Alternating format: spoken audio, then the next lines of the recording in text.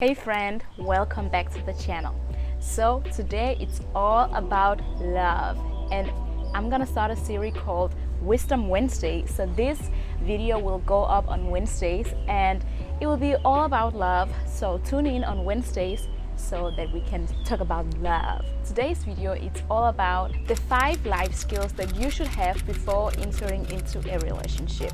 Mastering those life skills that I'm gonna share with you in a second will absolutely help you to have a great and strong relationship. So let's get started. So being in a relationship can be amazing and you always have someone to laugh by your side.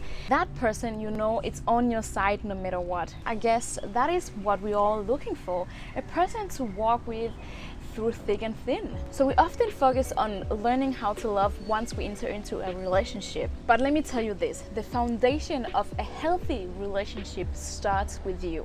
But hey, make sure to stick along to the last tip, as this is the reason why 67% of marriages in the US ended due to the lack of this last skill in their relationship. So make sure to stick along so that you don't miss this last skill in your relationship. And if you're not subscribed, subscribe to this channel because you don't want to miss the next episode all about love.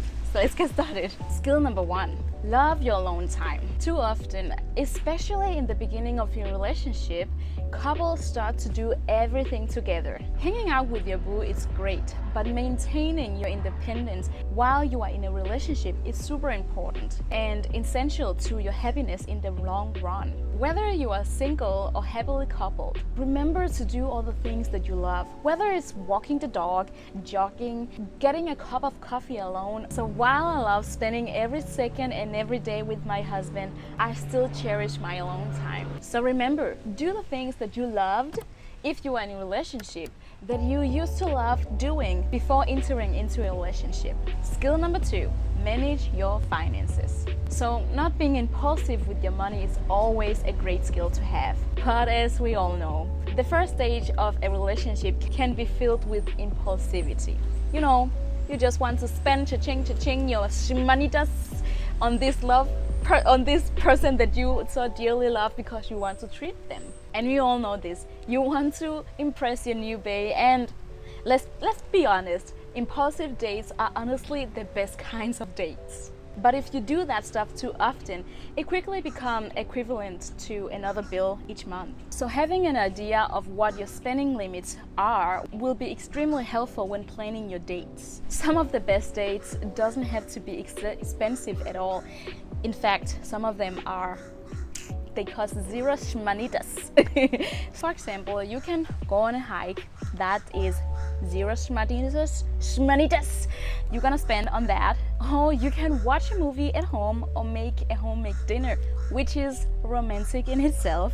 So that is my suggestion if you want to just lay back on your expenses. Skill number 3, pursue your passion and make them a priority. So it is incredibly helpful when you enter into a relationship, you are already on the path of pursuing your passions. So we all know that person who enter into a relationship and suddenly they throw their friends aside, throw their passions aside, and you want to still be you and do the things that you love. And honestly, having a good partner, a partner that is just there to cheer you on, to push you to become the best version of yourself, that is the person that you want in your life. And honestly, if they do not support your passion and your dreams, I want to say they are not worth your time. Skill number 4, check your baggage. So let me ask you this, what are you holding on to?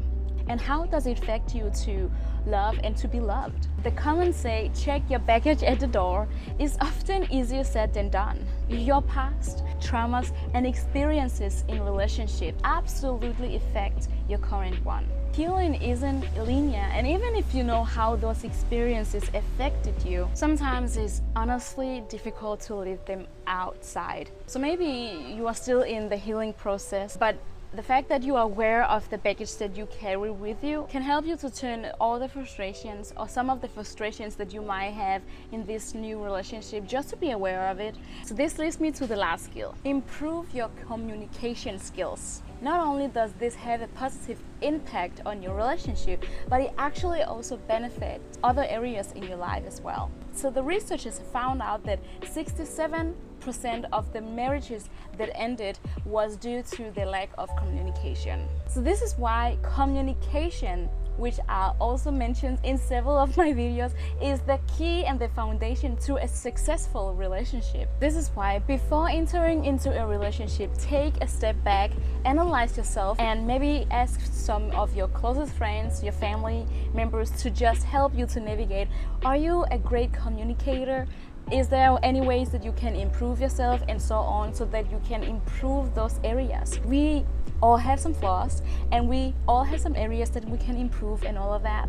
And I just feel like those people that are close to you, your inner circle, they will be truthful to you. And if you are in a relationship, it's always a great idea to just work with yourself. We are all growing, and we are all navigating in this life. So friend, that was all that I had for this Wednesday, and I am very grateful that you wanted to tune in, and hopefully this tip was something that you could incorporate into your either your current relationship or the future relationship.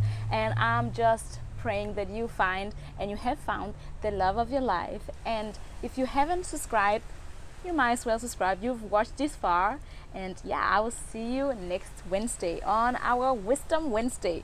I think it sounds good, doesn't it? Let me know in the comment.